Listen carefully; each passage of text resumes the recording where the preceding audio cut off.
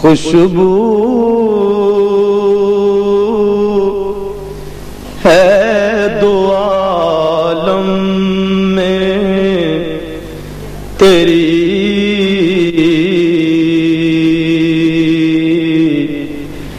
اے گل چیدہ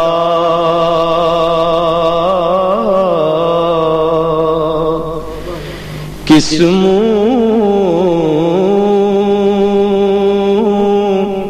سے بیان ہوں تیرے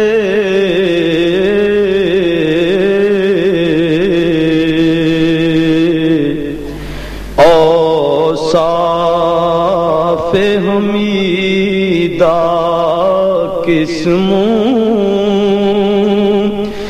سے بیان ہوں تیرے،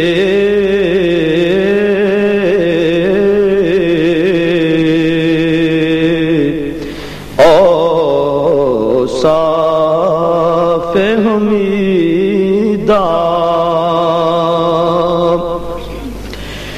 اے رحمت عالم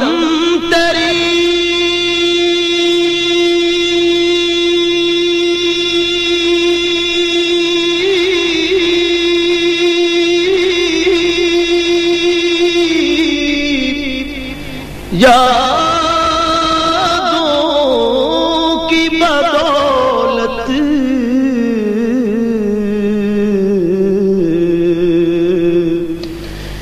کس درجہ سکون میں ہے میرا قلب تپیدہ، کس درجہ سکون میں ہے میرا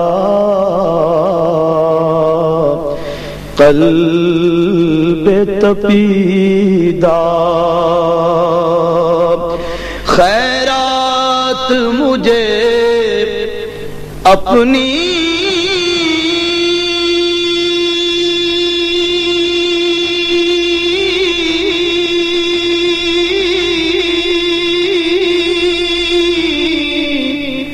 محبت کی عطا کر،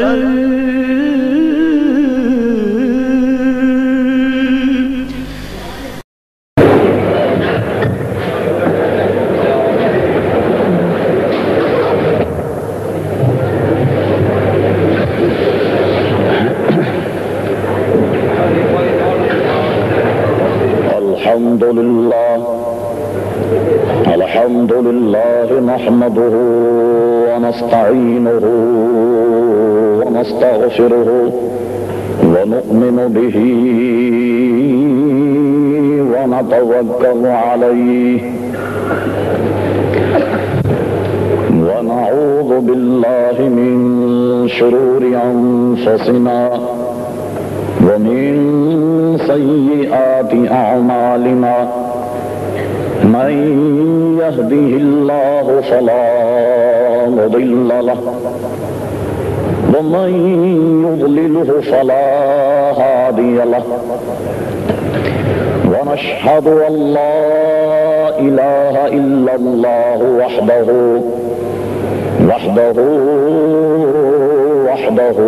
لا شريك له، ونشهد أن سيدنا ومولانا محمدا عبده ورسوله، أرسله بالحق بشيرا ونذيرا، صلى الله تعالى على خير خلقه سيدنا محمد وآله وصحبه أجمعين، أما بعد فأعوذ بالله من الشيطان الرجيم، بسم اللہ الرحمن الرحیم یا ایہا الذین آمنوا لا ترفعوا اصواتکم فوق صوت النبی ولا تجہروا له بالقول كجہر بعضکم لبعض ان تحبط اعمالکم وانتم لا تشعرون صدق اللہ مولانا العظیم وصدق رسولہ النبی الکریم ان اللہ وملائکتہ یصلون علی النبی یا ایہا الذین آمنوا صلوا علیہ وسلموا تسلیما اللہم صل علی سیدنا ومولانا محمد معدن الجود والکرم وآلہ وبارک وسلم صلاة وسلاما علیک یا سیدی یا رسول اللہ. محترم جناب مولانا چودھری صاحب قبلہ و حضرت مولانا عبدالہادی صاحب و دیگر معزز حاضرین جلسہ، حمد و صلاۃ کے بعد اس فقیر حقیر نے قرآن مجید فرقان حمید کی ایک آیت مقدسہ پڑھنے کا شرف حاصل کیا. قبل اس کے کہ آیت مقدسہ کے تحت کچھ لب کشائی ہو، اللہ تعالیٰ سے دعا ہے کہ وہ اپنے پیارے حبیب لبیب نبی کریم رؤوف رحیم علیہ افضل الصلاۃ و تسلیم کے صدقے و طفیل مجھے حق کہنے کی توفیق عطا فرمائے.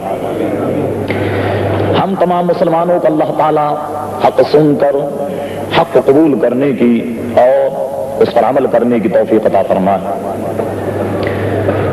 2 مہینے سے کچھ کم دن ہوئے آپ کے ساؤتھ افریقہ میں یہ فقیر حقیر حاضر ہے، اور آپ جانتے ہیں کہ روزمرہ جلسے اور اس قسم کی تقاریر کا سلسلہ جاری ہے. اور آج جس تقریب میں میں آپ سے مخاطب ہوں، حسن اتفاق کہیے یا سوء اتفاق، یہ اس فقیر کا آخری جلسہ ہے، اور کل پھر میں نائروبی چلا جاؤں گا اور اس کے بعد پاکستان. اس مبارک محفل میں الحمدللہ جمع غفیر ہے. اللہ تبارک و تعالی ہم سب کی اس حاضری کو قبول فرمائے، اور اہلیان جلسہ نے یہ شرف بخشا مجھے کہ میں آپ کے سامنے حاضر ہوں اور کچھ سنانے کی جرت کر رہا ہوں. مجھے سنانے کا سامان فراہم کیا، آپ نے اپنے سننے کا سامان فراہم کیا. یقیناً اللہ تبارک و تعالی ہماری اس محفل کو قبول فرمائے. عزیزان گرامی، اسلام ایک بہت عمدہ مذہب ہے. اسلام ایک بڑا اچھوتا ضابطۂ حیات ہے. جہاں اسلام نماز پڑھنا ہمیں سکھاتا ہے، جہاں اسلام روزہ رکھنا ہمیں سکھاتا ہے، جہاں اسلام جھوٹ بولنے سے منع کرتا ہے، جہاں اسلام سچائی کا سبق دیتا ہے. غرض یہ کہ اسلام کے بیشتر سبق ہیں، ہم پڑھتے اور سنتے رہتے ہیں. آج مجھے جو بات عرض کرنی ہے وہ ادب کے سلسلے میں. اللہ اور اس کے رسول صلی اللہ تعالی علیہ وسلم نے ہمیں ادب کی تعلیم دی ہے. اس دین اور اسلام نے ہمیں خدا کا ادب بھی بتایا ہے، اس اسلام نے ہمیں رسول کا ادب بھی بتایا ہے، اس اسلام نے صحابہ کرام علیہم رضوان کا ادب بھی بتایا. وہ اسلام ہمیں اولیاء کا ادب بھی بتاتا ہے، وہ اسلام ہمیں استاد کا ادب بھی بتاتا ہے، وہ اسلام ہمیں ماں کا ادب بھی سکھاتا ہے، وہ اسلام ہمیں باپ کا ادب بھی سکھاتا ہے. غرض یہ کہ اسلام ایک ادب والا دین ہے، اسلام ایک ادب والا مذہب ہے. غرض یہ کہ ہمارا اسلام ایک ایسا مکمل ضابطۂ حیات ہے کہ اس دھرتی پر، اس زمین پر ایسا کامل اور مکمل کوئی اور مذہب آپ کو نہیں ملے گا جیسا کہ اسلام ہے. اور خود اللہ تبارک و تعالیٰ کا ارشاد ہے، هو الذی ارسل رسولہ بالہدی ودین الحق لیظہرہ علی الدین کلہ. یہ ظاہر ہے کہ قرآن کا ارشاد ہے کہ جتنے بھی ادیان اور جتنے بھی مذہب ہے، جو دین اللہ تبارک و تعالیٰ نے اپنے نبی صلی اللہ تعالی علیہ وسلم کو دے کر بھیجا، اللہ تعالیٰ چاہتا یہ ہے کہ اس کا غلبہ اور اس کا غلبہ سارے ادیان پر ہو جائے. اور حضور صلی اللہ تعالی علیہ وسلم کی بعثت ہجرت کا ایک یہ بھی مقصد ہے کہ جو دین آپ لے کر آئے اس کا غلبہ سارے مذہب اور سارے ادیان پر ہو جائے۔ الحمدللہ آج آپ دیکھیں دین تو بے شمار ہے مگر اسلام کا غلبہ یقیناً سارے مذہبوں پر ہے، سارے دینوں پر ہے، سارے ادیان پر ہے۔ تو عرض یہ کر رہا تھا عزیزان گرامی، ہمیں اسلام، ہمیں دین جہاں اور باتیں سکھاتا ہے وہاں ہمیں ادب بھی سکھاتا، ادب بھی سکھاتا۔ اور آپ جانتے ہیں کہ ادب، جیسا کہ محترم چودھری صاحب نے یہ ارشاد فرمایا کہ اطاعت بغیر محبت کے صحیح نہیں ہو سکتی، اطاعت اور محبت ان دونوں کا ایک جگہ جمع ہونا یہ ایک فطری امر ہے۔ اور اسی طرح میں عرض کرتا ہوں کہ ادب بھی جبھی ہوگا کہ جب عشق مصطفیٰ صلی اللہ علیہ وسلم سے قلب جب تک سرشار نہ ہوگا، جب تک حضور کا عشق دل اور جگر میں رچ نہ جائے، بس نہ جائے، اس وقت تک ظاہر ہے کہ آدمی اپنے نبی کا ادب بھی نہیں کر سکتا۔ غرض یہ کہ ادب کے لیے بھی عشق کا ہونا ضروری ہے۔ تو آئیے آج ہم اس محفل میں ذرا عشق اور ادب پر کلام کرتے ہیں اور دیکھتے ہیں کہ یہ وہ کیا معاملہ ہے کہ جو اللہ اور اس کے رسول نے ہمیں عطا فرمایا۔ بات چلی عزیزان گرام عشق اور ادب کی، تو ادب اس وقت تک مکمل نہیں ہو سکتا جب تک کہ اس کے دل میں عشق نہ ہو۔ حدیث شریف میں آیا ایک صاحب رسول صلی اللہ تعالی علیہ وسلم ہے، حضور علیہ الصلوۃ والسلام کی بارگاہ میں جب بھی آتے ہیں تو کچھ ادھار پھل فروٹ لے کر حضور کی بارگاہ میں آتے ہیں۔ جب بھی آئے حضور کی بارگاہ میں پھل فروٹ نظر کر دیے، اور اس کے بعد وہ جس سے ادھار لیتے تھے، ایک مرتبہ اس ادھار والے نے کہا کہ میاں کب تک ادھار لیتے رہو گے، آخر پیمنٹ کی بھی فکر ہے یا نہیں، ادا بھی کرنے ہیں یا نہیں۔ اس نے ایک دن پکڑ لیا اور پکڑ جب لیا انہوں نے کہا چلو میں تمہیں بھی حضور کے دربار میں لے چلتا ہوں۔ اس ادھاری والے کو بھی حضور کے دربار میں لے آئے اور کہنے لگے چلو اس سے پیسہ لے لو جس نے تمہارا ادھار کھایا۔ وہ آ گئے حضور کی بارگاہ میں، کہنے لگے یا رسول اللہ یہ جتنا میں کچھ لایا یہ سب ادھار لایا کرتا تھا، اور اب جب اس نے قرض مانگا ہے تو میں اسے بھی آپ کے دربار میں لے آیا۔ حضور نے فرمایا میرے صحابی میں نے تجھ سے کب یہ کہا تھا کہ مجھے تو ادھار کھلایا کر ہے، اور جب یہ پیسے مانگے تو اسے بھی میرے دربار میں لے آ۔ عرض کرتے یا رسول اللہ غریب ہوں، فقیر ہوں، حقیر ہوں، مگر طبیعت نہیں مانگتی تھی کہ محبوب کے جب دربار میں جائیں تو خالی ہاتھ جائیں، اس لیے ادھاری لے آیا کرتا تھا۔ اب جب اس نے تقاضا کیا ہے تو اسے تقاضا کرنے والے کو بھی آپ ہی کے دربار میں پیش کر دیا۔ عزیزان گرامی صحابہ کرام علیہم الرضوان کے محبت، عشق اور ادب کا حال ہی بڑا عجیب و غریب ہے۔ کون نہیں جانتا حضرت بلال رضی اللہ تعالیٰ عنہ کو؟ ارے ادب اور عشق ان سے پوچھو، میں نہیں کہتا۔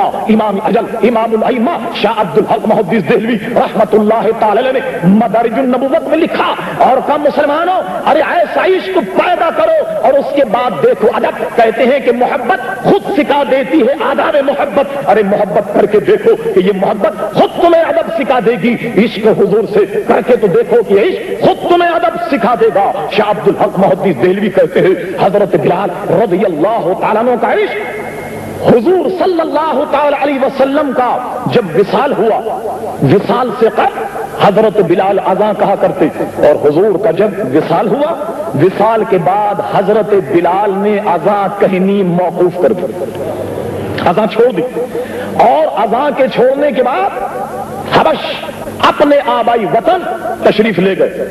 ایک سال گزرا، شیخ عبد الحق محدث دہلوی لکھتے ہیں ایک سال گزرا، ایک سال گزرنے پر حضرت بلال کی قسمت کا ستارہ جاگا، ان کی تقدیر کا ستارہ جاگا۔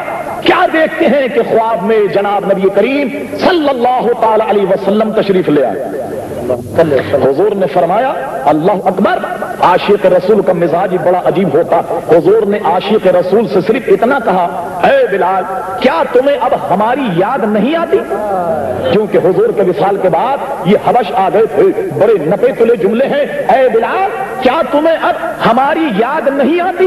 بس اتنا کہنا تھا کہ بلال کے خواب میں ہچکیاں بن گئیں، زاروں قطار رونے لگ گئے، یہاں تک کہ ان کی رونے کی آواز کو سن کر ان کے گھر والے کھڑے ہو، گھر والے بیدار ہو جاتے ہیں کہ بلال کو کیا ہو گیا، اور روتے روتے صبح کرتے ہیں، اور جب صبح ہوئی سامان سفر لے کر مدینے کی طرف کوچ کرتے، اور جب آئے مدینے تو عقل یہ کہتی ہے کہ حضور کا تو انتقال ہو چکا ہے، حضور کا تو وصال ہو چکا ہے مگر عشق یہ کہتا ہے کہ نہیں، جب آقا نے دعوت دی ہے تو ملاقات ضرور ہوگی. یوں کہیے کہ عقل پر عشق ایسا غالب ہے بقول اقبال کے کہ حضرت ابراہیم آگ کے اوپر کھڑے ہوئے ہیں.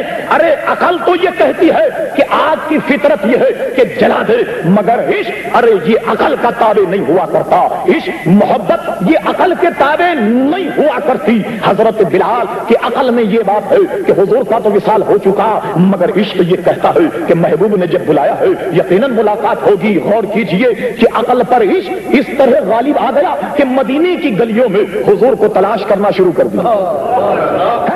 مدینے کی گلیوں میں حضور کو تلاش کرتے ہیں، زاروں قطار روتے ہیں جب گلیوں میں نظر نہ آئے. مسجد نبوی میں آ گئے، ہر ستون کے پیچھے مصطفیٰ کو تلاش کرتے ہیں، مسجد کے ہر کونے میں حضور کو تلاش کرتے ہیں اور قبر انور پر حاضر ہوئے اور کہتے ہیں یا رسول اللہ، غلام کو تو بلا لیا اور خود کہاں چلے گئے؟ روتے روتے اس قدر گریا کرتے ہیں کہ بے ہوش ہو کر گر گئے. آپ جانتے ہیں کسی مشہور آدمی کا گزر کسی گلی سے ہو جائے لوگ پہچان جاتے ہیں. لوگوں کی نظر حضرت بلال پر پڑ گئی تھی کہ کوئی یہ کہتا ہے بلال کو فلاں گلی سے جاتے ہوئے دیکھا، کوئی کہتا بلال کو گزرتے ہوئے دیکھا، کوئی کہتا اس گلی سے دیکھا، کوئی کہتا اس گلی سے دیکھا. اب حضرت بلال کی چھان شروع ہوتی. لوگ تلاش کرتے کرتے روضے انور پر پہنچے تو کیا دیکھا کہ حضرت بلال حضور کے روضے انور پر لیٹے ہوئے ہیں اور بے ہوشی کا عالم پڑے ہوئے بے ہوش. لوگ بمشکل تمام انہیں ہوش میں لائے اور ہوش میں لانے کے بعد مسجد نبوی کے گوشے میں بٹھایا. ایک گوشے میں بٹھانے کے بعد ادھر ادھر کی باتیں ہوتی رہی. کہو بلال کیسی گزری، کیسی بھی تھی؟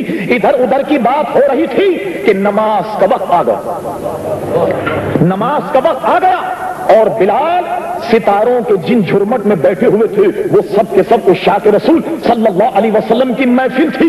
ارے اس محفل میں ایک سم سے آواز اٹھتی ہے. وہ کیا آواز تھی؟ وہ آواز یہ تھی کہ اے بلال، رسول اللہ صلی اللہ علیہ وسلم کے زمانے میں جو اذان ہوا کرتی تھی اس اذان کو سنے ہوئے بڑی مدت ہو گئی.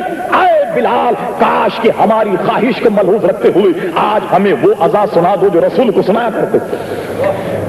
بلال کہنے لگے لوگوں، ارے یہ بلال میں کہاں تھا؟ یہ بلال کا قلب و جگر کہاں اتنا مضبوط کہ آج وہ اذان کہہ دے جو رسول کے دربار میں کہا کرتا تھا. ارے کہا لوگوں، میں جانتا ہوں کہ اذان کا کہنا ایک ثواب کا کام ہے، اذان کا کہنا ایک اجر کا کام ہے، اذان کا کہنا ایک نیکی کا کام ہے، مگر خدا کے لیے مجھے اس خدمت سے بات رکھو کہ میں اذان نہیں کہہ سکتا.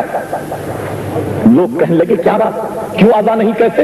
حضرت بلال تو پہلے بتانا نہ چاہتے تھے لیکن جب لوگوں نے مجبور کیا حضرت بلال کہنے لگے لوگوں بات یہ ہے کہ میں اذان اس لیے نہیں کہہ سکتا کہ جب میں اس زمانے میں اذان کہتا تھا اور جب میں یہ کہتا تھا اشہد ان محمد رسول اللہ صلی اللہ علیہ وسلم، کہا جس کا نام لیتا تھا ارے اس کو سامنے مصلی پر بیٹھا ہوا اپنی آنکھوں سے دیکھ لیا کرتا. آج بلال کے جگر میں وہ پاپ کہاں، آج بلال کے قلب و جگر میں ہے وہ گویا سکت کہاں کہ آج جب وہ اس کا نام لے اور میرے آقا اگر سامنے موجود نہ ہو تو میرے دوستوں یہ میرے بس کی بات نہیں، خدا کے لیے مجھے خدمت سے بات رکھو. تو یہ لوگوں نے ٹھان لی تھی کہ آج تو بلال سے اذان سننی. کسی شخص نے کہا بلال ایسے اذان نہ کہیں گے بلکہ جاؤ حضرت فاطمہ رضی اللہ عنہا کے گھر جاؤ اور دونوں صاحبزادوں کو لے آؤ. وہ اگر سفارش کر دے، وہ اگر ضد کر لے، وہ اگر بلال کے سر ہو جائیں تو آج تو اذان بلالی سنی جا سکتی. چنانچہ کوئی شخص جاتا ہے حضرت فاطمہ رضی اللہ عنہا کے گھر اور دونوں صاحبزادوں کو لے آئے، امام حسن امام حسین رضی اللہ عنہما کو لے آئے اور راستے میں پڑھا دیا، راستے میں سکھا دیا اے صاحبزادوں آج تمہارے نانا کے دربار کی اذان سننی ہے اور آج بلال اذان دینے پر آمادہ نہیں ہے، چلو اور اپنے بلال کو راضی کر دو تاکہ وہ اذان کہہ دے تو آج رسول اللہ کی یاد تازہ ہو جائے. دونوں صاحبزادے آتے ہیں، حضرت بلال نے جب دونوں کو آتا ہوا دیکھا کھڑے ہو گئے، مرحبا کہہ کر استقبال کیا، ایک زانو مبارک پر ایک کو دوسرے پر دوسرے کو بٹھایا، سر پر شفقت کا ہاتھ پھیرنے لگ گئے کہ کسی صاحبزادے نے کہا اے بلال ہماری ایک خواہش ہے، ہماری ایک تمنا ہے، ہماری ایک آرزو ہے. بلال نے کہا صاحبزادوں بتاؤ میں اس آرزو کو پورا کروں گا اس لیے کہ میرا ایمان ہے، میرا یقین ہے، مجھے معلوم ہے کہ تم کو اگر میں راضی کروں گا تو تمہاری رضا میں میرے آقا کی رضا، اگر تم راضی ہو گئے تو میرے آقا راضی ہو جائیں گے. کہو تمہاری کیا خواہش ہے؟ صاحبزادے کہتے ہیں بلال ہماری خواہش یہ ہے کہ آج تم ہمیں وہ اذان سنا دو جو ہمارے نانا کو سنایا کرتے۔ حضرت بلال کہنے لگے اب تو سفارش بہت تگڑی آ گئی، اب تو سفارش بڑی زبردست آ گئی، اب تو مفر نہیں، اب تو اذان کہنا ہی پڑے گی۔ چنانچہ لیجئے سینکڑوں جتن کے بعد، سینکڑوں ترکیبوں کے بعد اب اذان بلالی شروع ہوتی۔ اللہ اللہ، شاہ عبد الحق محدث دہلوی اس اذان کا نقشہ بیان کرتے ہیں کہ مسلمانوں جب اذان بلالی شروع ہوئی اور بلال کی آواز گلی کوچوں میں پہنچی کہ اللہ اکبر اللہ اکبر یہ کہنا تھا، شاہ عبد الحق محدث دہلوی کہتے ہیں پردے والی عورتیں باہر آ گئیں، زارو قطار رو رہی ہیں، بچوں کی چیخیں نکل گئیں، اپنی اماں سے پوچھتے تھے کہ اے میری اماں بتاؤ، ارے بلال کی اذان کی آواز تو آ رہی ہے، کیا رسول بھی تشریف لے آئے؟ لوگوں کا عجیب حال ہو گیا، ایک کیفیت، ایک سماج مدینے میں بلال کی اذان باندھ دیا۔ لیجئے اب اذان بلالی ہوتی ہے اور ایک کوہرام مچ گیا مدینے میں، اور جب وہ پہنچے اشہد ان محمد رسول اللہ صلی اللہ علیہ وسلم، ارے یہ کلمہ کہنا تھا کہ اپنی آنکھوں کو پھاڑ کر اس مصلی پہ دیکھنے لگ گئے، اس جان نماز پہ نظروں سے تلاش کرنے لگ گئے حضور علیہ الصلوۃ والسلام کو۔ ارے جب جن کا نام لیا، جن کا اسم لیا، مسمى سامنے موجود نہ تھا، جن کا نام لیا وہ شخصیت جب مصلی پر نظر نہیں آئی، حضرت بلال کے منہ سے ایک زوردار چیخ نکل جاتی ہے اور پوری اذان نہ کہہ سکے اور وہیں گر گئے، پوری اذان نہیں کہہ سکے اور وہیں گر گئے۔ اور گرنے کے بعد اب مدینے سے جب گئے زندگی بھر اذان نہیں کہی اور حبشی میں انتقال ہوا، وہیں مزار مبارک ہے۔ عزیزان گرامی، عشق ہو تو ایسا ہو، کسی کے دل میں حضور علیہ السلام کے لیے جذبہ ہو تو ایسا ہو۔ میں عرض کر رہا تھا کہ ادب بغیر عشق کے نامکمل ہے، جب تک کسی سے عشق ہی نہ ہو تو ادب کیا خاک کرے گا۔ مولانا روم علیہ رحمت قیوم ہمارے جیسے عاشقوں کا نقشہ مثنوی بیان کرتے۔ مولانا روم کی عادت ہے کہ کسی مسئلے کو سمجھانے سے پہلے اس پر ایک حکایت، اس پر ایک واقعہ بیان کر تاکہ مسئلہ لوگوں کے ذہن میں آ جائے۔ مولانا روم کہتے ہیں ایک بادشاہ تھا، وہ ایک لونڈی کو خرید کر لایا اور اس لونڈی کے حسن و جمال پر فریفتہ ہو گیا۔ اور کیجئے صرف یہ واقعہ نہیں بلکہ دیکھیے اس سے وہ سبق کیا دینا چاہتے، اس پر فریفتہ ہو گیا اور جب لونڈی کو خرید کر لاتا ہے اپنے گھر، اس لونڈی کا رنگ روزانہ پیلا پڑتا چلا گیا، اس کے گالوں کی سرخی ختم ہوتی چلی گئی، اس کے تیور دن بدن بدلتے چلے گئے اور بادشاہ سوچنے لگا کہ میں تو اس پر اتنا فریفتہ ہو گیا کہ اگر یہ مر گئی تو میری زندگی دوبر ہو جائے۔ مولانا روم کہتے ہیں اس بادشاہ نے رات میں خواب دیکھا، اے بادشاہ کیا تو اس مریضہ کا علاج چاہتا ہے؟ کہنے لگا وہ خواب میں کہنے والا کہ شہر کے دروازے پر چلا جا، صبح کے وقت ایک طبیب گزرے گا تیرے شہر کے دروازے سے، وہ طبیب جسمانی بھی ہوگا، وہ طبیب روحانی بھی ہوگا، وہ تیری اس مریضہ کا علاج کر سکے گا۔ بادشاہ کی آنکھ کھلی، فوراً شہر کے دروازے پر پہنچ گیا۔ صبح کیا دیکھتا ہے؟ سفید ریش ایک بزرگ کا گزر وہاں سے ہوتا ہے، فوراً ہاتھ تھام لیا، کہا حضور میرے گھر ایک مریضہ ہے، ذرا اس کو دیکھ لے، اس کا علاج کر لے تاکہ میری زندگی بچ جائے۔ حکیم صاحب نے کہا چلو دیکھتے ہیں وہ کون سی مریضہ۔ حکیم پہنچے شاہی محل میں، کہا مریضہ کو لے آؤ۔ مریضہ حاضر ہو گئی، حکیم نے بڑے غور سے دیکھا، ارے کہا یہ مریضہ تو کوئی دل کی مریض معلوم ہوتی ہے، یہ کوئی عشق اور محبت کی مریضہ معلوم ہوتی ہے۔ کہا پھر کیا کیا جائے؟ انہوں نے کہا اس کا علاج ابھی ہو جاتا، آپ اپنے دربار سے ایک ایسا آدمی لائیں جو بڑا نالج رکھتا ہو، جرنل نالج والا، بڑی معلومات والا ایک آدمی ایسا لائیں، اسے سامنے بٹھا دیں اور جو میں کہوں میرے سوالوں کا جواب دیتا رہے۔ ٹھیک، ایک آدمی بٹھا دیا گیا۔ اب غور کیجئے اس مریضہ کا علاج، حکیم صاحب نے مریضہ کی نبض پر ہاتھ رکھا اور اس آدمی سے کہا کہ دنیا کے جتنے شہر ہیں سب کے نام لو۔ اب وہ گرانے لگا، Pakistan, Hindustan, urban, South Africa, امریکہ، لندن، برٹن، بغداد۔ جیسی وہ بغداد پر پہنچا مریض کی نبض میں حرکت پیدا ہو گئی۔ طبیب نے کہا بس رک جاؤ، بغداد کے نام پر اس کی نبض میں کچھ حرکت پیدا ہوئی ہے، معلوم ہوتا اس کا محبوب بغداد ہی میں رہتا، رک جاؤ۔ ٹھہرا دیا، اس شخص سے کہا اے شخص اب تو ایسا کر کہ بغداد کے جتنے بھی شہر ہیں ان کے نام لینا شروع کر، جتنی بستیاں ان کے نام لینا شروع کر۔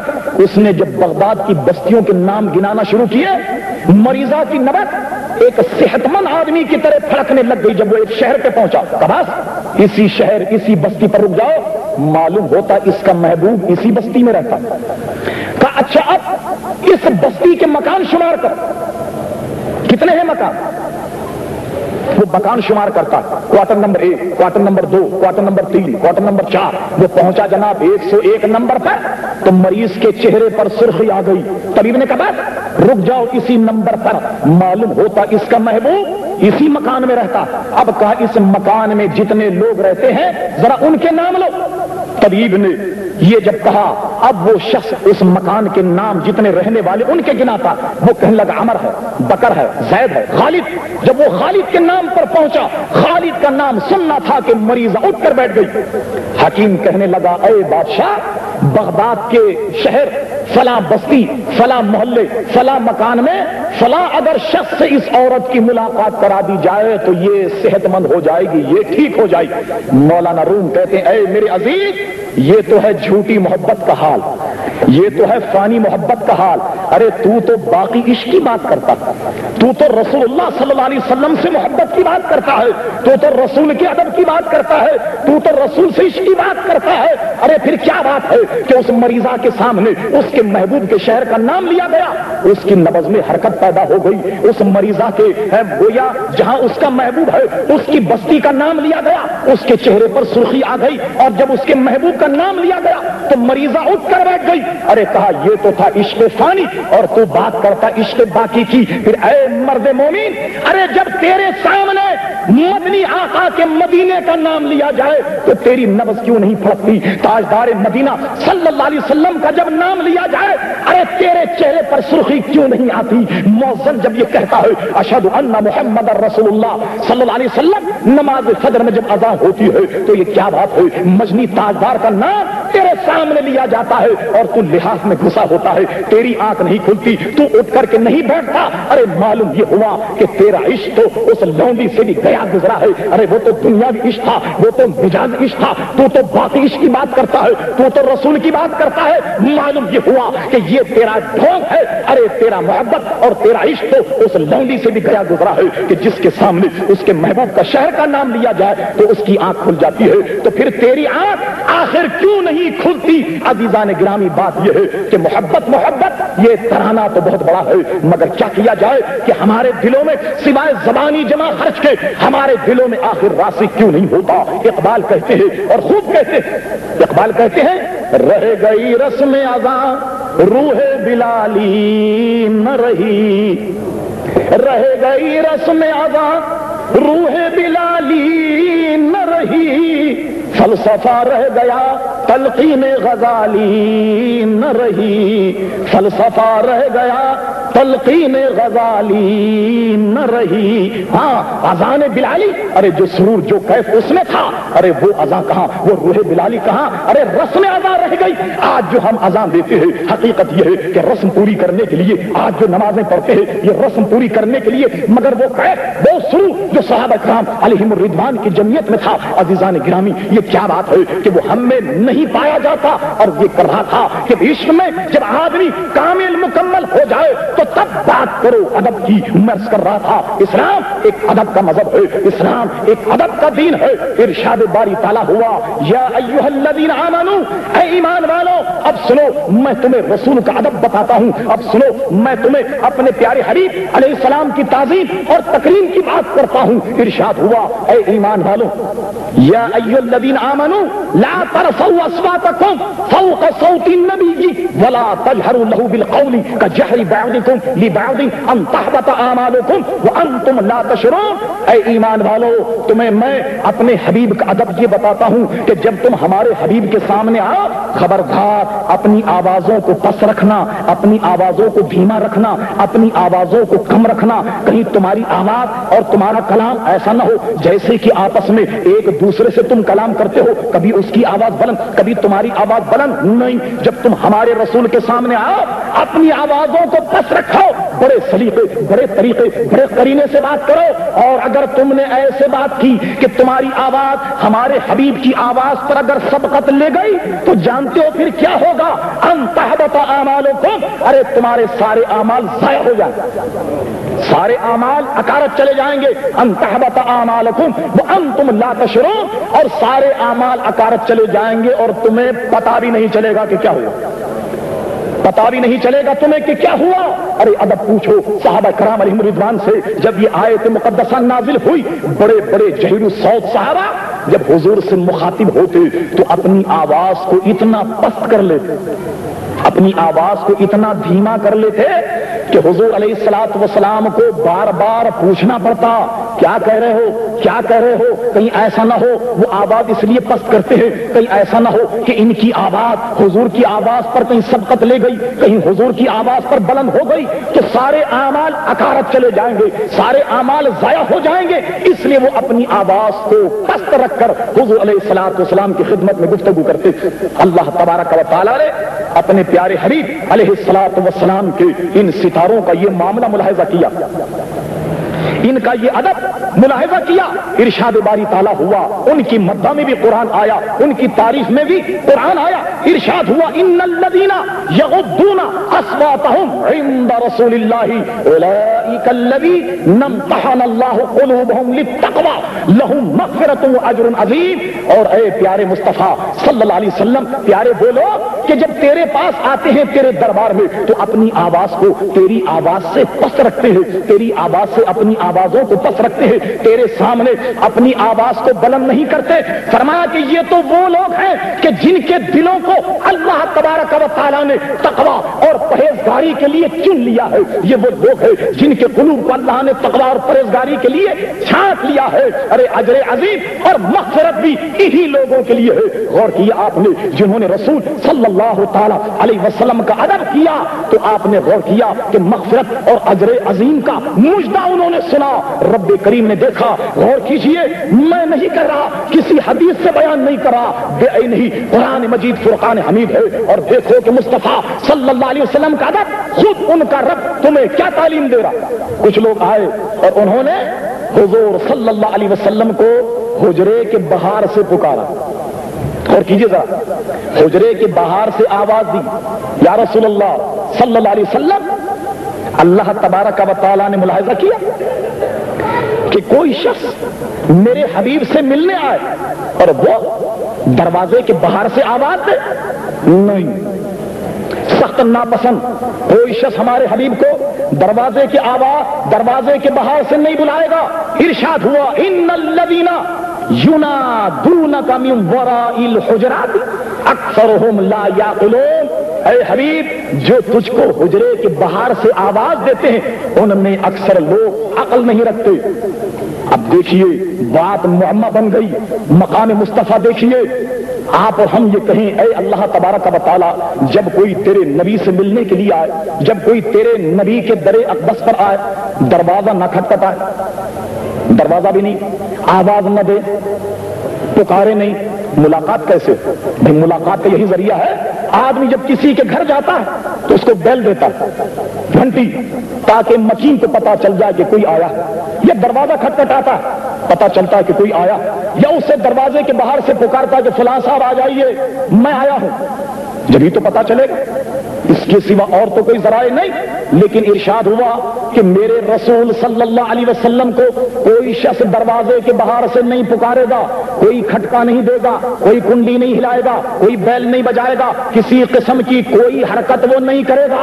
अब पूछिए, ऐ अल्लाह तबारक व तआला, अगर हम कुंडी न खटखटाएं, आवाज न दें, दरवाजा न बजाएं, तो मेरे मौला तेरे रसूल से मुलाकात कैसे? मुलाकात का क्या तरीका है? अब देखो, रब अपने हबीब से मुलाकात का तरीका बयान करता। इरशाद हुआ इन्नल्लज़ीना युनादूनका मिन वराइल हुजरात अक्सरुहुम ला याक़िलून। हबीब, जो तुझे हुजरे के बाहर से पुकारते हैं अक्सर लोग अकल नहीं रखते। मौला मुलाकात कैसे हो? फरमा वलौ अन्नहुम सबरू, कोई अगर आए सब्र करके खड़ा हो जाए, सब्र करके बाहर इंतजार करे। मौला कब तक इंतजार करे?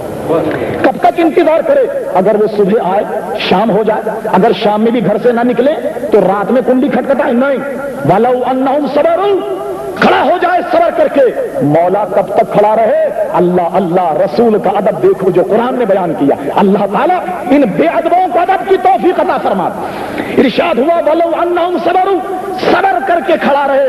مولا کب تک کھڑا رہے؟ فرما حَتَّى تَخْرُجَ إِلَيْهِمْ, ارے جب تک کھڑا رہے جب تک میرا رسول خود باہر نہ آ جائے. جب تک میرا رسول خود باہر نہ آ جائے جب تک وہ کھڑا رہے, چاہے اسے 10 دن کھڑا رہنا پڑے, چاہے مہینے بھر کھڑا رہنا پڑے. خبردار آواز نہیں دے گا, کنڈی نہیں کھڑکھڑائے گا, کوئی ندا نہیں کرے گا, کوئی فریاد نہیں کرے گا. وہ کھڑا ہو جائے دروازے کے باہر. مولا کب تک؟ حتی تخرج الیہم ولو انہم صبروا حتی تخرج الیہم, وہ صبر کر کے کھڑا ہو جائے یہاں تک کہ میرا حبیب خود باہر نہ آ جائے. لکان خیر لہم واللہ غفور رحیم, یہی تمہارے حق میں بہتر ہے. اللہ تبارک و تعالی غفور رحیم ہے, تمہارے گناہوں کا بخشنے والا اور تم رحم کرنے والا ہے.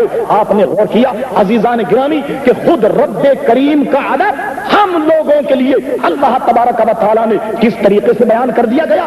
آج اگر ادب کی بات کی جائے تو لوگ کہتے ہیں صاحب یہ تو شرک ہو جائے گا. آج اگر ادب کی بات کی جائے لوگ کہتے ہیں کفر ہو جائے گا. آج جب سلام پڑھا جائے ہاتھ باندھ کر, ارے یہ تو کفر ہو گیا, شرک ہو گیا. ایسے تو نماز میں کھڑا ہوا جاتا. یہ کیفیت تو نماز کی ہے. اگرچہ فتاوی عالمگیری میں جزیہ موجود ہے کہ حضور علیہ الصلوۃ والسلام کی قبر انور پر جب کھڑے ہو اور سلام عرض کرو تو اس طریقے سے کھڑے رہو جیسا کہ نماز میں کھڑے ہوتے ہو, اس طریقے سے کھڑے رہو. لیکن ہاں نہیں کہا صاحب یہ ہاتھ تو نماز میں باندھے جاتے ہیں اس لیے ایسا نہ کھڑا ہو. اچھا میں تم سے پوچھتا ہوں, یہ جتنے بھی تبلیغی اور وہابی اور دیوبندی ہیں مجھے جواب دیں کہ چلیے صاحب ہاتھ باندھ کر سلام نہیں پڑھتے اس لیے کہ یہ نماز کی کیفیت ہے, چلیے ہاتھ چھوڑ کر نماز پڑھتے ہیں, سلام پڑھتے ہیں, یہ تو ٹھیک ہے. انہوں نے کہا صاحب اگر ہاتھ چھوڑ کر پڑھ لیا تو حرج نہیں. بتاؤ کہ جب ہم رکوع میں جاتے ہیں, رکوع میں جانے کے بعد سمع اللہ لمن حمیدہ کہہ کے کیسے کھڑے ہوتے ہیں؟ ہاتھ سیدھے کیے ہوئے. ایمان سے کہو کہ یہ بھی نماز کی کیفیت ہے یا نہیں؟ جب سیدھے ہاتھ کر کے کھڑے ہوتے ہو یہ بھی نماز کی کیفیت ہے یا نہیں؟ اب تم بتاؤ کہ کیسے کھڑے ہو. اچھا جی آپ کیسا بھی رکوع کے لیے کھڑے ہو جاؤ, ظاہر رکوع تو کر نہیں سکتا, یہ بھی نماز کی کیفیت. اچھا آپ کیسا رکوع بیٹھ جائے آج اس طریقے سے بیٹھ کر کے پڑھے. بھائی جب آپ سجدہ کر کے کھڑے ہوتے ہیں نماز میں تو کس طریقے سے بیٹھ کر اٹھتے ہیں؟ اسی طریقے سے بیٹھ کر اٹھتے ہیں نہیں. تو نماز پڑھتے وقت جس طریقے سے اٹھتے ہو اگر اس طریقے سے سلام پڑھا جائے وہ بھی تو نماز کی کیفیت ہے, وہ بھی تو نماز کی کیفیت ہے. اچھا تم کہو بھائی لیٹ کر کے پڑھو, تو بیمار آدمی لیٹ کر بھی نماز پڑھ سکتا ہے, بیمار آدمی لیٹ کر بھی نماز پڑھ سکتا ہے. اگر لیٹ کر سلام پڑھا جائے تو یہ بھی نماز ہی کی کیفیت. اچھا صاحب کرسی پر بیٹھ کر پڑھو, تو کوئی شخص اگر بیمار کرسی پر بیٹھ کر نماز پڑھنا چاہے تو کرسی پر بیٹھ کے بھی پڑھ سکتا ہے, اس لیے کہ نماز تو چھوڑ نہیں سکتا. اچھا کرسی پر بھی اگر بٹھا دیا جائے وہ بھی نماز ہی کی کیفیت ہے.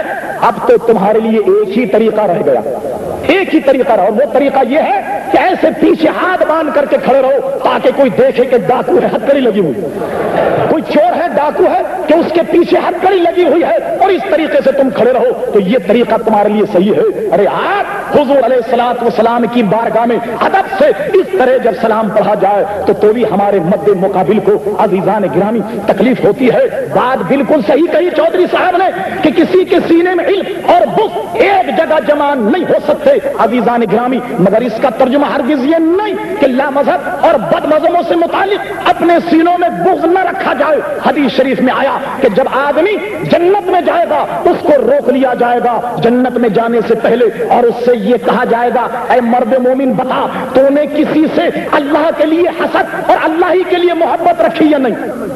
اللہ کے لیے حسد, اللہ ہی کے لیے بغض اور اللہ ہی کے لیے محبت رکھیے نہیں. تو عام انسانوں کا بغض تو نہیں ہونا چاہیے. اگر کسی سے حسد بھی ہو تو اللہ کے لیے, کسی سے بغض بھی ہو تو اللہ کے لیے, کسی سے محبت بھی ہو تو اللہ کے لیے, کسی سے دوستی بھی ہو تو اللہ ہی کے لیے. میں کر رہا تھا عزیزان گرامی جب عشق ہی نہیں ہوگا تو ادب, ارے ادب کیا خاک آئے گا. چلیے ادب کی بات کرتا ہوں اور بڑھائیے آگے. امام اعظم رضی اللہ عنہ درس حدیث دے رہے, شاگردوں کو پڑھا رہے, تھوڑی تھوڑی دیر کے بعد کھڑے ہو جاتے پھر بیٹھ جاتے, کھڑے ہوتے بیٹھ جاتے. شاگرد کہنے لگے یہ کیا بات, امام صاحب بار بار کھڑے ہوتے ہیں بیٹھتے ہیں, کھڑے ہوتے ہیں بیٹھتے ہیں, وجہ کیا؟ پوچھا امام صاحب سے, صاحب یہ کیا بات؟ امام صاحب کہنے لگے ادب دیکھو، سیکھو یا ائمہ سے ادب۔ امام اعظم کہنے لگے کہ میں یہاں تمہیں کتابیں پڑھا رہا ہوں، تمہیں درس حدیث دے رہا ہوں، تمہیں مسائل پڑھا رہا ہوں، ارے سامنے دیکھو ایک سید گھرانے کی لڑکی کھیل رہی ہے، سید گھرانے کی لڑکی کھیل رہی ہے، ارے اس کی نظر جب مجھ پہ پڑتی ہے تو ابو حنیفہ اس کی تعظیم میں کھڑا ہو جاتا۔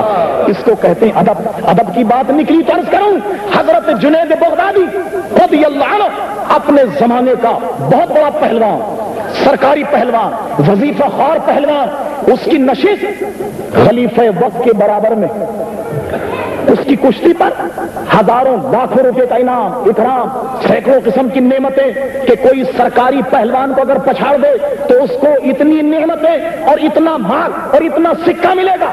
مشہور پہلوان بغداد کا اپنے زمانے کا ہوا یہ کہ پہلوان صاحب خلیفہ وقت کے برابر میں بیٹھے ہوئے، ایک پہلوان آ گیا، کہنے لگا بادشاہ صاحب آپ کے پہلوان سے کشتی لڑنی۔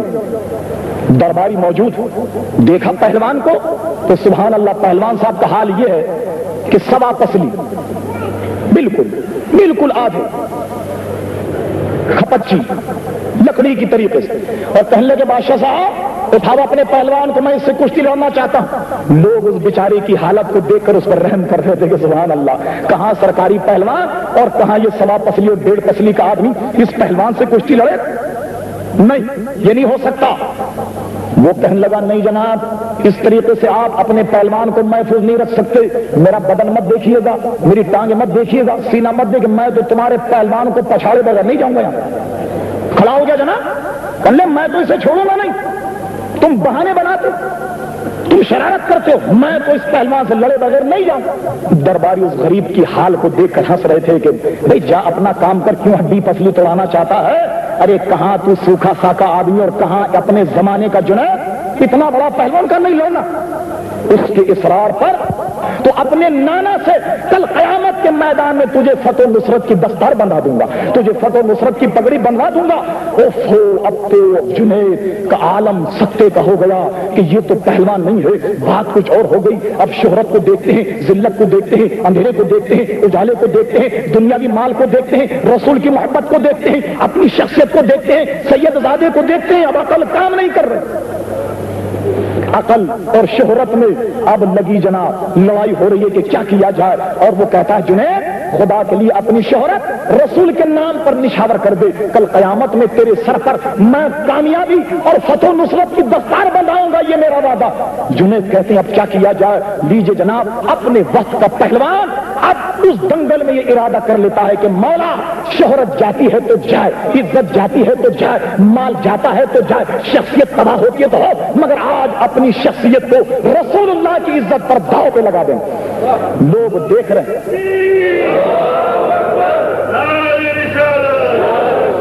لوگ دیکھ رہے ہیں کہ نتیجہ کچھ نہیں نکل رہا، دونوں پہلوان میں گتھم گتھا ہوتی ہے۔ بس آنن فانن جب جنید نے اپنی قسمت کا سودا کر لیا، اپنی تقدیر کا سودا کر لیا، اپنی شہرت کا سودا کر لیا، لوگوں کی آنکھ دیکھتی ہے کہ اپنے زمانے کا اتنا بڑا پہلوان چاروں شانے چت پڑا ہوا ہے اور وہ سید زادہ اس پہلوان کے سینے پر سوار۔ لوگ کہنے لگے یہ کیا بات ہو گئی، شیر اور بکری کی لڑائی تھی، یہ کیسے شخص غالب آ گیا؟ بات لوگوں کی سمجھ میں نہیں آ رہی۔ لوگوں نے تو سید زادے کو سر پر اٹھا لیا، دیجئے جناب سبحان اللہ الحمدللہ، اور جیت کے جناب نعرے بلند ہو کر وہ تو ایک دوسرے کے کندھوں پر سے گزر رہا ہے، اور اپنے زمانے کا جنید لیٹا ہوا اکھاڑے میں چت، اب اس کا کوئی غم خار نہیں، اب اسے کوئی پوچھنے والا نہیں، اب اس کی کوئی طبیعت کا گویا اس کے مزاج کرسی کرنے والا کوئی نہیں، اور لوگ جنید پر تھوکتے ہیں، جنید تیرے جیسا پہلوان اتنے دبلے سے ہار گیا، ارے تھو ہے تیری پہلوانی پر۔ غرض یہ کہ جتنی ذلت تھی جنید نے برداشت کر لی، اور اکیلا مٹی جھاڑتا ہوا اپنے گھر کو جاتا ہے۔ راستہ بڑا دور تھا، مگر آج سوچتے سوچتے کچھ اور طویل ہو گیا۔ جب گھر پہنچا، بستر میں میں جب دیکھا سردی کی راتیں تھیں، بڑی لمبی تھی، مگر جنید سوچتے ہیں کہ آج کی رات تو کچھ اور لمبی ہو گئی۔ اب وہ لیٹے ہوئے اپنے بستر میں اور کہتے ہیں اے اللہ تبارک و تعالی، کیا واقعی کبھی قیامت آ سکتی ہے؟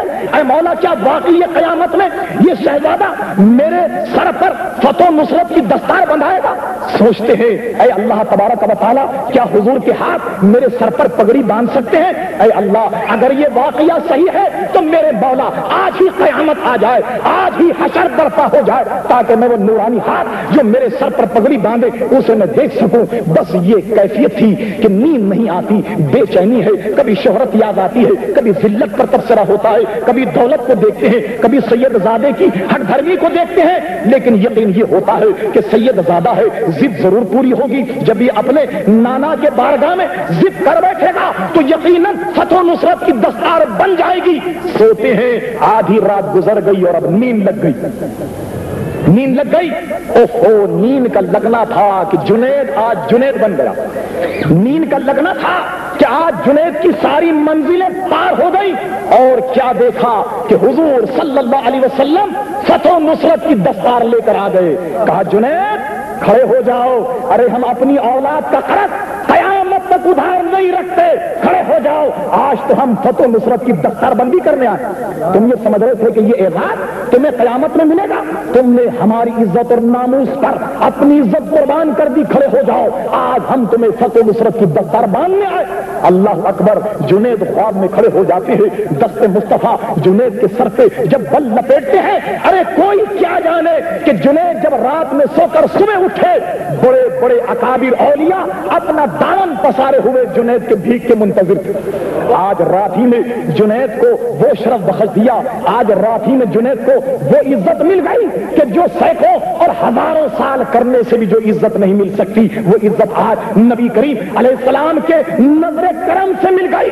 ارے ادب کر کے تو دیکھو، خدا کے خزانے میں کوئی کمی نہیں ہے۔ بقول شخص سے کہ نگاہ مرد مومن سے بدل جاتی ہے تقدیریں، جب مرد مومن سے تقدیر بدل سکتی ہے تو میری آقا کی نگاہوں کا کیا کہنا؟ میری آقا کی نگاہوں کا کون اس کا ثمر جانتا ہے، اس کا پھل کون جان سکتا ہے کہ کتنا بڑا ہوگا؟ ہم نے تو اولیاء کے واقعات میں یہ پڑھا، مولانا روح علیہ رحمت قیوم مثنوی میں کہتے ہیں، حضرت بایزید بستانی کا دور، ایک بدکار عورت بستان میں آ گئی، لوگ اس کے عشق میں دیوانے ہو گئے، جس نوجوان کو دیکھو اس کے گھر کے چکر لگا رہا۔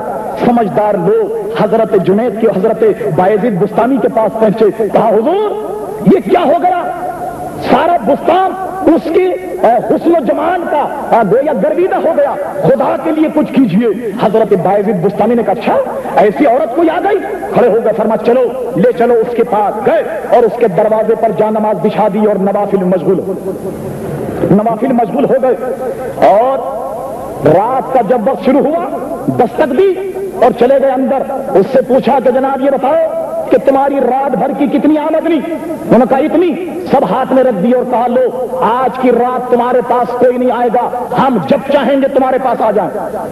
باہر نکل گئے، پھر نوافل مشغول ہو گئے، جتنے اس کے گرویدہ تھے جب آتے حضرت بایزید بستانی کو دیکھتے تو بھاگ جاتے، کہیں ایسا نہ ہو کہ ان کی نظر پڑ جائے۔ چنانچہ ہوا یہ کہ آدھی رات جب بیتی حضرت بایزید بستانی اندر گئے اور کہا عورت ہم نے تیری پوری رات خرید لی ہے، لہذا اٹھ غسل کر وضو کر اور 2 رکعت نماز نفل کی نیت باندھ کر کھڑی ہو جا۔ لو یہ کیا ہو گیا؟ نماز پڑھنی پڑے گی، غسل کرنا پڑے گا، وضو کرنا پڑے گا۔ غرض یہ کہ وضو غسل کر کے وہ مصلے پر کھڑی ہو جاتی ہے اور کہا اس طریقے سے نیت کرو اور 2 رکعت نماز نفل کی نیت کر لے۔ اس نے جب 2 رکعت نماز نفل کی نیت کی اور نماز جب شروع کرتی ہے اور جب وہ سجدے میں گئی، ارے اس عورت کا سر سجدے میں تھا اور حضرت بایزید بستانی نے اپنے ہاتھوں کو خدا کی بارگاہ میں بلند کر دیا، کہنے لگے مولا یہاں تک لانا میرا کام تھا، مولا میں نے اپنا کام کر دیا ہے، تو اپنا کام کر۔ اس کے سر کو تیری بارگاہ میں جھکانا یہ میرا کام تھا، مولا میں نے سر جھکا دیا ہے، دل کو تو جھکا دے، میں نے اپنا کام کر دیا، تو اپنا کام کر۔ وہ عورت سجدے میں ہے مگر بارگاہ الہی میں کہتے ہیں مولا اگر یہ نماز پڑھنے کے بعد تیرے اس بندے سے ملاقات کے بعد بھی یہ نہیں سنبھلی، یہ اسی طرح بدکار رہی، تو اپنی داڑھی پکڑ کہنے لگے مولا مگر جب یہ تیرا بندہ باہر نکلے گا تو 2 لوگ تیرے بندے کی بڑی تذلیل کریں گے، لوگ تیرے بندے کی بڑی ذلت کریں گے، تو کہنے لگے مولا اگر تو اس کے سر کو مردود کر دے تو اگر اس کی وجہ سے تو کرتا ہے تو مولا سن لے، تو اگر اس کے سر کو مردود کر تو میں عرض کرتا ہوں تیری بارگاہ میں مولا آنے والی کو مت دیکھ کے کون آیا ہے، مولا لانے والے کو دیکھ کے تیری بارگاہ میں لایا تھا، کم سے کم میری عزت کے طفیل مولا اس کی آخرت سوار ہوئی، مولا میں نے اپنا کام کر دیا تو اپنا کام کر دے۔ وہ عورت جب اٹھی، ارے اٹھنے کے بعد تو زارو قطار رو رہی ہے، بایزید بستامی کا ہاتھ پکڑ کر سارے گناہوں سے توبہ کر لیتی ہے، آنن فانن میں منزل مراد پر پہنچ گئی، اور حضرت بایزید بستامی جب گھر گئے اور جب اس کے عشاق جب آئے اس کے پاس دونوں کا جاؤ، ارے جس کی آنکھوں نے بایزید بستامی کا جمال دیکھ لیا ہو قسم خدا کی پھر وہ کوئی اس کی نظر میں نہیں جچتا اور نہیں جمتا۔ کہتے ہیں کہ حضرت بایزید بستامی ایک نظر سے اسے کامل ولی بنا دیا۔ ارے جب اللہ کے نیک بندوں کی نظر میں اتنی تاثیر ہے تو سرکار کی نظر کرم اگر کسی پر پڑ جائے تو کیا کہنا، سرکار کی نظر کی بات پوچھتے ہو، حضور علیہ الصلوۃ والسلام محو صلاۃ نماز پڑھ رہے ہیں، کیا ہوا؟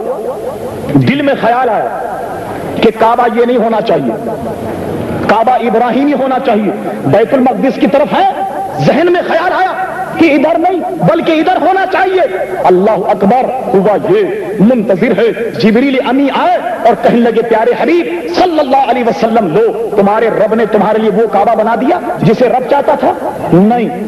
تمہارے لیے وہ کعبہ بنا دیا جس پر تمہارے ساتھی مشورہ دیتے تھے؟ نہیں۔ فرما فلاں نولینک قبلۃ ترضاھا، محبوب اپنے چہرے کو ادھر کر لے جدھر تو چاہے، جدھر تو راضی اپنا چہرہ کر لے۔ حضور نے اپنا چہرہ اس کعبے سے ہٹایا، دوسرے کی طرف کر لیا، حضور کی نظر جس سے ہٹی وہ کعبہ نہ رہا، جس طرف ہو گئی ارے وہ کعبہ بن گیا۔ یہ شان ہے جناب نبی کریم علیہ الصلوۃ والسلام کی نظر کی۔ حضرت علامہ اسماعیل حقی رحمت اللہ علیہ تفسیر روح البیان میں، تفسیر روح المانی میں، روح البیان میں بڑی عمدہ بات تھی، علامہ اسماعیل حقی تفسیر اپنی روح البیان میں ایک حدیث نقل کرتے اور اس حدیث کا ترجمہ اور اس کی توجیہ بڑی عمدہ کرتے۔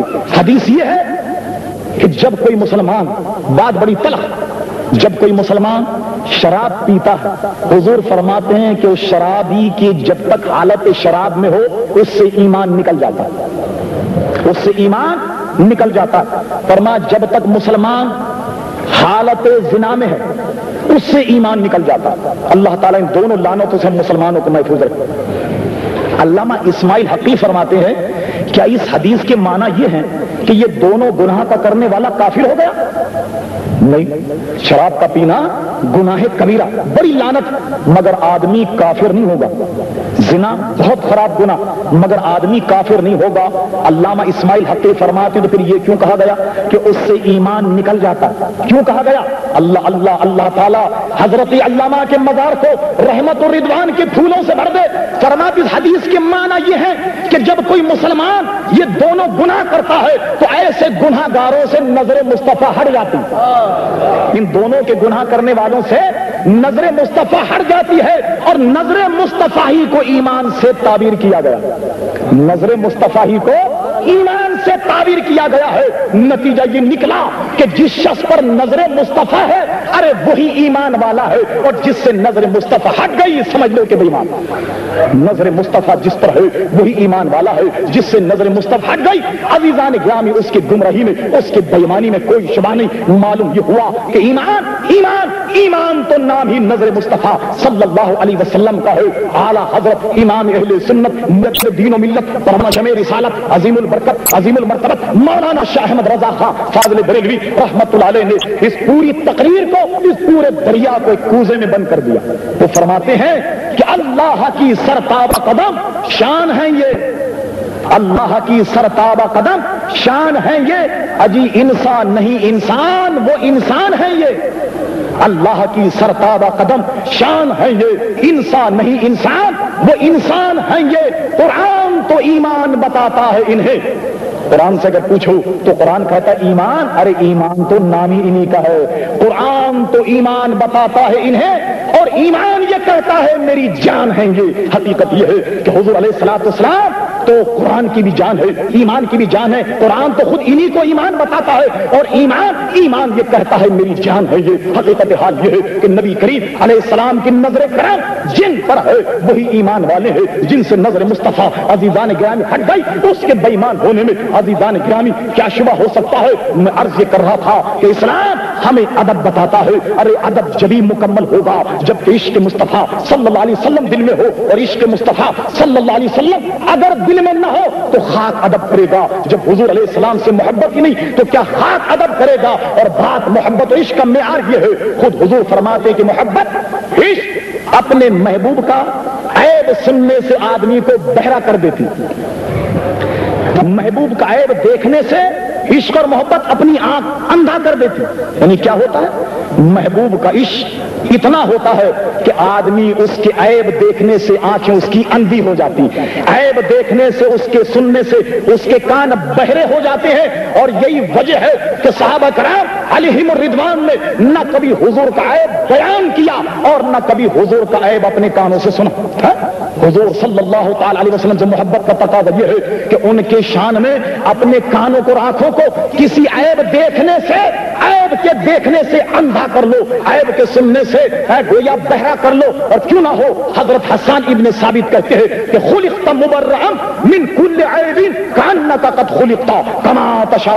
اے میرے مصطفیٰ صلی اللہ علیہ وسلم، اللہ تبارک و تعالی نے تو آپ کو تمام عیبوں سے، تمام نقص، تمام برائیوں سے ایسا پیدا کیا، ایسا پیدا کیا کانک قد خلقت کما تشاء. آپ کو تو رب نے ویسا بنایا جیسا آپ نے چاہا. عزیزان گرامی وہی ادب کرے گا کہ جس کے دل میں عشق مصطفیٰ صلی اللہ علیہ وسلم ہو. ہم جب ادب کی بات کرتے ہیں تو عزیزان گرامی لوگ کہتے ہیں صاحب یہ تو رسول کا اتنا ادب کرتے ہیں کہ خدا سے ہی بڑھا دیتے، یہ تو رسول کی اتنی شان بیان کرتے ہیں خدا سے بڑھا دیتے. ارے رسول کی شان کو کوئی پہنچ سکتا؟ حضور علیہ الصلوۃ والسلام کی شان کسی کو معلوم ہے؟ ارے تم حد بتا دو، تم حد بتا دو، ہم حد سے نہیں بڑھاتے. ارے حضور علیہ السلام کی حد تو جبریل کو بھی نہیں معلوم، حضور علیہ السلام کی حد تو کسی انسان کو نہیں معلوم. میں کیا کہوں، خود حضور فرماتے ہیں کہ میری حد سمجھو، من رانی قدر الحق. ارے جس نے مجھے دیکھا اس نے خدا کو دیکھا. کیا حد پہچان؟ کس حد کی تم بات کرتے ہو؟ کس حدود کی تم بات کرتے ہو؟ رسول اللہ صلی اللہ تعالی علیہ وسلم کی شان عزیزان گرامی لامحدود ہے، ہماری عقل نہیں سمجھ سکتی. اور یہ جو کچھ نعمت ہے یہ سب کی سب اللہ تبارک و تعالیٰ کی عطا سے ہے. الحمدللہ اہل سنت و جماعت کو یہ شرف حاصل ہے کہ وہ اگرچہ بے عمل تو ہے مگر با ادب ہے. بے ادب نہیں، بے عمل تو ضرور ہے مگر با ادب ہے. بے عمل ضرور ہے مگر ادب رکھتا ہے اپنے نبی صلی اللہ علیہ وسلم کا، اور اسی پر وہ گزارا کرتا ہے کہ انشاءاللہ یہ ادب کل قیامت میں ضرور کام آئے گا. آپ کہیں گے اچھا تو آپ لوگ ادب کرتے ہیں تو کیا دوسرے لوگ ادب نہیں کرتے؟ کیا دوسرے لوگ ادب نہیں کرتے؟ ہم یہاں جتنے دن سے آئے مختلف لوگوں کے ٹیلی فون پر گفتگو سنتے ہیں. کبھی کوئی صاحب کہتے ہیں صاحب سامنے آ جائیے، کبھی کوئی صاحب کہتے ہیں صاحب نہیں یہ الزام آپ نے غلط لگایا، غلط صاحب فلاں بات آپ نے غلط کہی، فلاں بات آپ نے غلط کہی. تو میں کتاب یہاں موجود ہے، میں غلط الزام لگانے کا قائل نہیں اور اس بات کا بھی قائل ہوں کہ لعنت اللہ علی القاذبین، جھوٹوں پر خدا کی لعنت ہے.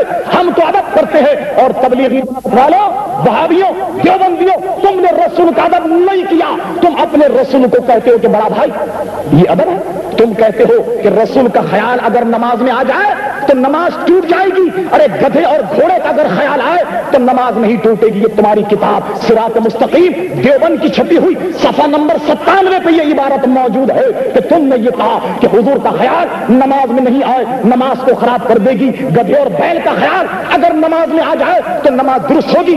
مطبوعہ دیوبند صفحہ نمبر 97 پر یہ عبارت موجود ہے.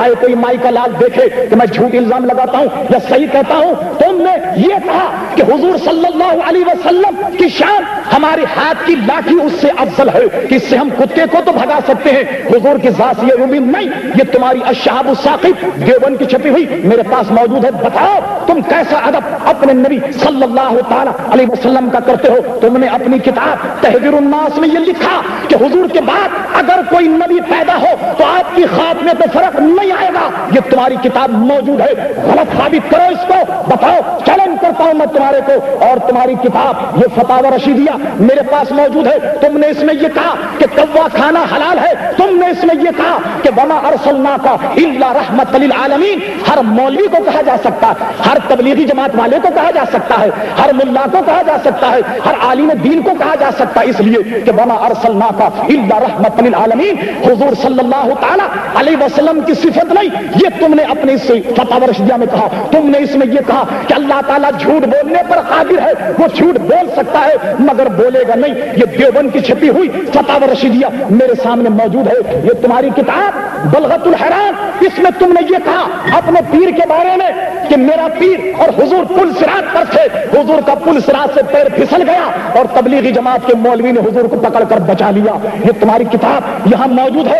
ارے شرم کرو, شرم کرو, ڈوب پڑو. اگر پانی نہیں ملے تو ہتھیلی میں چند قطرے پانی لے کر چھلانگ لگا دو. تم ادب کی بات کرتے ہو, تم ادب جانتے ہو. تمہارا مذہب جھوٹا ہے, تمہاری ساری تفسیر جھوٹی ہے. میں چیلنج کرتا ہوں, کوئی تبلیغی کوئی اس بات پر اگر کوئی بات کرنا چاہے, کل کا پروگرام ملتوی, آ جاؤ میدان عمل میں. ارے لوگوں کو کیوں لڑاتے ہو, تبلیغ کو کیوں لڑاتے ہو؟ ہم دونوں لڑنے تاکہ پتہ چل جائے کہ حق کیا ہے, باطل کیا ہے. کسی مومن کے سینے میں اندھیرا اور اجالا ایک جگہ جمع نہیں ہو سکتا. کسی مومن کے سینے میں حق اور باطل ایک جگہ جمع نہیں ہو سکتا. کسی مومن کے سینے میں نور اور ظلمت ایک جگہ جمع نہیں ہو سکتی. آؤ, کیوں تبلیغ کو لڑاتے ہو, کیوں مسجدوں میں تالے لگاتے ہو, ارے کیوں ہمیں واز کہنے سے منع کرتے ہو؟ ایمان سے کہو کہ کسی عیسائی نے مسجد میں تالا ڈالا, کسی یہودی نے مسجد میں تالا ڈالا؟ اقبال کہتے ہیں یہ مسلمان ہیں جنہیں دیکھ کر شرما یہود. ارے تمہارے کرتوت, تمہارے گن دیکھ کر تو یہودی بھی اپنی دانت میں انگلی رکھے ہوئے ہیں. ہر فرقہ دانگوش میں بندہ ہے. یہ تمہاری حرکت, اور سامنے آتے ہو داڑھی, چوغا, سفید کپڑے کہ لوگ کہیں سبحان اللہ. ارے نہیں نہیں, لباس خضر میں یہاں سینکڑوں رہزن بھی پھرتے ہیں. ارے جینے کی خواہش ہے, کچھ پہچان پیدا کر. اگر جینے کی خواہش ہے کچھ پہچان پیدا کر. یہ الزام نہیں, یہ ساری کتابیں میرے پاس موجود ہے. جس کا جی چاہے دیکھ سکتا ہے, جس کا جی چاہے اس کی فوٹو اسٹیٹ نکالے اور مارے ان کے منہ پر اور تو دیکھو تمہارے لوگوں نے کیا کہا. اہل سنت ہی ٹھیک کہتے ہیں. کوئی دربند کا تبلیغی وہاں بھی یہ کہے کہ اس کا باپ وہاں بھی تھا, اس کا دادا وہاں بھی تھا. دیکھو, ارے یہ سارے کے سارے سنی تھے. آج تم کہتے کہ وہ گمراہ تھے. سبحان اللہ, یہ آ گیا جو راہ راست پر. اللہ انہیں مقام مصطفیٰ سمجھنے کی توفیق عطا فرمائے. مقام مصطفیٰ لوگ پہچان لے, مقام مصطفیٰ وہ جان لے. آج ہی جھگڑا ختم ہو جائے. جھگڑا زمین کا نہیں ہے, جھگڑا مکان کا نہیں ہے, جھگڑا دولت کا نہیں ہے. جھگڑا ہے رسول اللہ صلی اللہ علیہ وسلم کی ادب کا, جو ادب قرآن مجید فرقان حمید نے بیان کیا. ارے ادب اگر پوچھنا ہو, آؤ اعلیٰ حضرت امام اہل سنت مولانا شاہ احمد رضا خان کے پاس آؤ, وہ تمہیں بتائیں گے ادب. وہ چلے ایک ڈولی میں, ایک پالٹی میں 4 آدمیوں نے انہیں اٹھایا ہوا تھا, کسی دوسرے محلے جا رہے تھے. امام اہل سنت نے کہا لوگوں میری پالٹی کو اتار دو. پالٹی اتار دی گئی. کہا یہ 4 آدمیوں کو بلاؤ. 4 آدمی سامنے آ گئے. امام اہل سنت نے کہا اے مزدوروں, تمہیں اپنے پیدا کرنے والے کی قسم, تمہیں اپنے جد امجد کی قسم بتاؤ کہ تم میں کوئی سید زادہ تو نہیں ہے؟ ایک شخص کو دیکھا کہ اس کے چہرے کا اتار چڑھاؤ دیکھ کر غور کر لیا کہ یہی سید زادہ ہوگا. وہ آگے آن کر کہنے لگا کہ حضرت میں بتانا نہیں چاہتا تھا, جھوٹ نہیں بول سکتا, رگوں کا خون بدلا نہیں جا سکتا. حضور میرا تعلق سید گھرانے سے. اپنے وقت کا اتنا جلیل و قدر امام اپنی پگڑی اتار کر شہزادے کے قدموں پہ ڈال دیتا ہے. کہتا شہزادے مجھے معاف کر دو, شہزادے مجھے معاف کر دو, میں تو حضور کے عشق کا دعوے دار ہوں. ارے کل قیامت میں اگر میرے آقا مجھ سے یہ کہیں گے کہ احمد رضا ہاں ارے ہماری عشق کا دم بھرتے تھے, کیا ہمارے شہزادے کا کندھا اس لیے تھا کہ تم اس پر سواری کرو؟ احمد رضا کی کتنی رسوائی ہوگی, احمد رضا کی کتنی ذلت ہوگی. کہا صاحبزادے معاف کر دو, دنیا دیکھ رہی ہے اپنے زمانے کا جلیل القدر امام. اس کی دستار ایک شخص کے پیروں میں پڑی ہے اور وہ ہاتھ جوڑ کر یہ کہتا مجھے معاف کر دو. وہ کہتا معاف کیا. کہا معاف کر دو. کہا معاف کیا. کہا اس طرح نہیں, ارے یہ معافی کی تلافی جب ہوگی کہ تم بیٹھو ڈولی میں اور احمد رضا تمہیں کندھا دے, احمد رضا تمہیں کندھا دے, احمد رضا تمہیں کندھا دے گا. وہ لاکھ منع کرتا رہا مگر اسے ڈولی میں بٹھایا اور اپنے وقت کا مجدد اور امام اس سید زادے کو کندھا دیتا ہے جس کی ظاہری جاو حشمت کچھ نہیں. ارے ایمان سے کہو کہ جس کے دل میں حضور کی اولاد کے لیے اتنا ادب ہو تو اس کے دل میں رسول کا کتنا ادب ہوگا، رسول کی کتنی تعظیم ہوگی۔ اور میں نہیں کہتا، بارہا میں نے آپ کے ان جلسوں میں بھی کہا کہ اس وقت کے اکابر علماء کہتے ہیں امام اہل سنت کے وقت انتقال جب آیا تو کہا لوگوں میری قبر کو قد آدم کھودنا، اس لیے کہ میں نے حدیثوں میں پڑھا کہ حضور صلی اللہ علیہ وسلم کو دکھا کر تیسرا سوال ہوگا کہ بتا مومن ان کے بارے میں کیا کہتا ہے، تو میری خواہش یہ ہے کہ رسول جب قبر میں آئے تو میں کھڑا ہو کر کہوں مصطفیٰ جان رحمت پہ لاکھوں سلام، شمع بزم ہدایت پہ لاکھوں سلام۔ عزیزان گرامی، یہ ہے ہمارا ادب، یہ ہے وہ احترام۔ اللہ تبارک و تعالیٰ اسی ادب پر ہمیں زندہ رکھے، اسی ادب پر عزیزان گرامی ہمیں موت عطا فرمائے۔ اے اہل سنت، اے جماعت اہل سنت، اے جماعت اہل سنت کے ماننے والوں، اے اہل سنت کا عقیدہ رکھنے والوں، خدا کے لیے اپنی آنکھوں سے پردے ہٹاؤ، خدا کے لیے پہچانو کہ حق کیا ہے باطل کیا ہے۔ میں نے اپنا دل نکال کر تمہارے سامنے رکھ دیا، حق اور باطل میں امتیاز کرنے کے لیے ایک لکیر چھوڑ دی۔ اگر اب بھی تم حق کو نہیں پہچانے تو واللہ میں اللہ تعالیٰ کے یہاں جواب دہ نہیں ہوں، میں تو کہوں گا مولا میں نے سب کھول کر بیان کر دیا، ماننا یا نہ ماننا عزیزان گرامی یہ آپ کا مسلک، یہ آپ کا مشرب، یہ آپ کا مذہب ہوگا، میں نے اس میں کوئی رعایت نہیں کی ہے۔ مذہب معظم الحمدللہ اہل سنت جماعت ہے۔ ارے اہل سنت اتنے خوش نصیب ہو کہ تمہیں جو نبی ملا وہ نبی اعظم ہے، جو امام ملا وہ امام اعظم ہے، جو صدیق ملا وہ صدیق اعظم ہے۔